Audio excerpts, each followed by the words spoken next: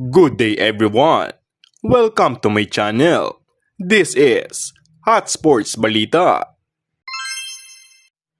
Para sa balitang sports, Coach Tim Cone nagsalita na kung bakit rinid si Christian Sandhardinger.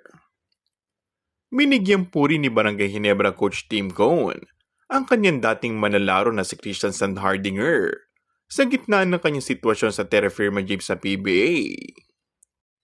Pahayag ni Coach Tim, "Maybe we're not have been on the same page, but I believe Christian still has a lot left to play." Ito ay dahil ang kontrata ni Sandhardinger sa Terra Firma Jeep ay nakatakdang mag-expire sa katapusan ng taon. We could see him show up with another team. He certainly got a lot of game left. He's a good guy. He's not a bad guy. Inamin ni Cone na hindi niya alam ang sitwasyon ni Stan sa Terra Firma. Ngunit naniniwala siyang hindi itong huling beses na makikita ng mga fans si Sandhardinger.